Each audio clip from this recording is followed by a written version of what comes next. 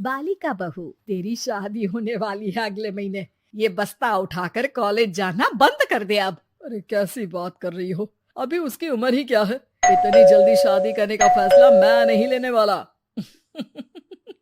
फैसला लेने के लिए तुम्हें कहा किसने है?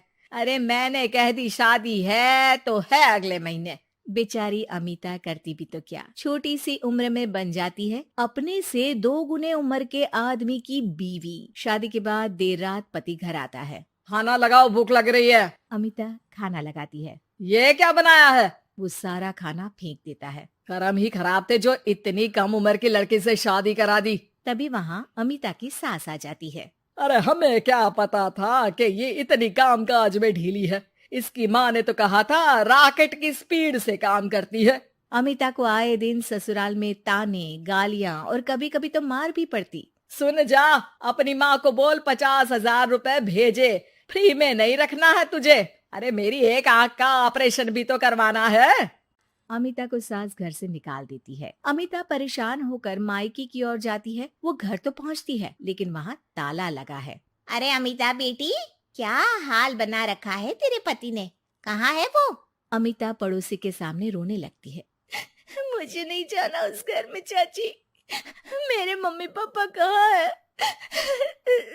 उन लोगों ने तो ये मकान छोड़ दिया बिटिया। वो लोग तो कहीं और शहर चले गए। तुझे नहीं बताया? अमिता जोर जोर से रोने लगती है। नहीं बताया? ये क्या कर गए माँ पिताजी मेरे साथ? मेरी जिंदगी तो नर्क से भी खराब है। अब मैं क्या करूं? अमिता रोते हुए वहाँ से जा रही होती है कि उसे एक औरत मिलती है। अरे सुनो तो, रो क्यों रही हो? तो क्या करूं? हंसू? अमिता उस औरत को अपनी सारी कहानी बताती है। देखो, मेरा सिलाई का काम है। अगर तुम चाहो तो मेरे साथ ये काम कर सकती हो। बदले में मैं तुम्हें रहने की जगह, खाना और 1 दिन का 100 रुपया भी दूंगी। अमिता कुछ सोचती है और फिर उस औरत के साथ चल देती है। अब क्या था, अमिता की जिंदगी अपने मायके और ससुराल से दूर एक नए सिरे से शुरू होती है। रहना खाना फ्री होने के कारण अमिता रोज का पैसा बचा लेती। वो आसपास के लोगों के भी कपड़े सिलने लगी। और एक दिन सिलाई सेंटर की एक औरत कहती है, अरे वो साड़ी की कंपनी है ना, वो बिक रही है। पास बैठी अमिता सारी बात सुन रही थी। हाँ हाँ, बिक तो रही है, लेकिन उस बंद पड़ी मनहूस कंपनी को खरीदेगा कौन? तभी तो इतनी सस्ती बिक रही है, लेकिन कोई खरीदार नहीं है। फिर भी कितने की बिक रही है? अरे पूरे 5 लाख में मशीनों के साथ। लेकिन यहाँ कोई लेबर काम नहीं करेगा। पुराने मालिक ने किसी को पैसे ही नहीं दिए। उन लोगों ने कहा है कि जो नया मालिक आएगा वो लोगों को पैसा देगा।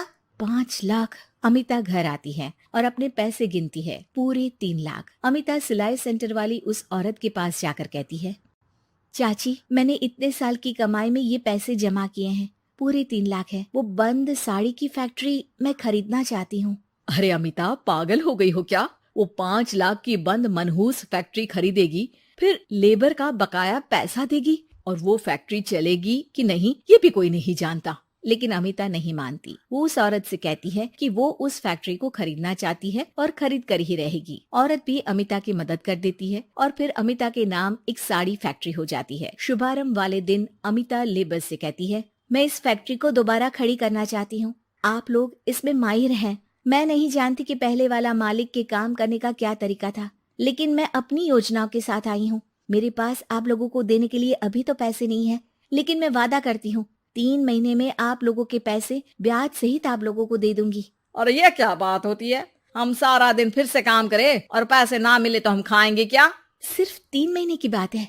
वैसे भी आप लोग बिना काम के यहाँ नए मालिक के इंतजार में बैठे ही थे। मैं काम करना चाहती हूँ और 3 महीने में सारे पैसे देने का वादा भी करती हूँ। लेबर आपस में सलाह करते हैं और अमिता की बात मान लेते हैं। सिलाई सेंटर से मशीन, सिलाई और कपड़े के ज्ञान में माहिर हो चुकी अमिता सभी के साथ मिलकर खुद काम करती। शहर और दूसरे शहरों में घूम घूम कर साड़ी का डिजाइन दिखाती और ऑर्डर लेती। अमिता को कई जगह से ऑर्डर आ जाते हैं। कई लोग उसके काम को सराहते तो कई आलोचना भी करते।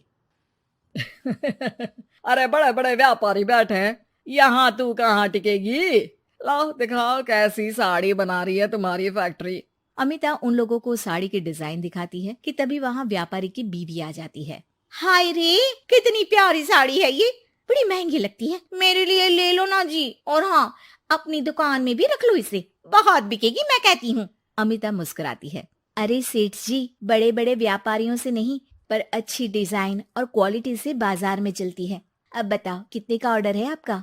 धीरे धीरे अमिता का आत्मविश्वास और बढ़ता है। बड़े बड़े ऑर्डर्स के लिए वो खुद लेबर्स के साथ मिलकर सारा दिन सारी रात काम करती। और फिर वो दिन भी आ जाता है जब अमिता को लेबर को पैसे देने होते हैं। मैं आप लोगों से 3 महीने बाद आज के दिन ये बात करना चाहती हूँ कि मैंने जितने पैसे देने की आपसे बात की थी उतने मैं नहीं दे सकती। हम लोग जानते थे कि पर आपकी कंपनी तो फायदे में है, फिर हमारे पैसे क्यों नहीं देंगी? मतलब आप लोगों के बकाया पैसे, ये 3 महीने के पैसे और ब्याज के साथ मैं आप लोगों को 10% का मुनाफा भी दूंगी। सभी खुश हो जाते हैं। मेरा कोई परिवार नहीं है, लेकिन दिन रात आप लोगों के साथ काम करके मुझे आप लोगों में ही अपना परिवार दिखता है। अमिता की फोटो पेपर में छपती है। उसके बिजनेस मॉडल को पढ़ने के लिए कई बच्चे भी उसका इंटरव्यू करते हैं। अब अमिता 1 से 2 और 2 से 4 फैक्ट्री खोल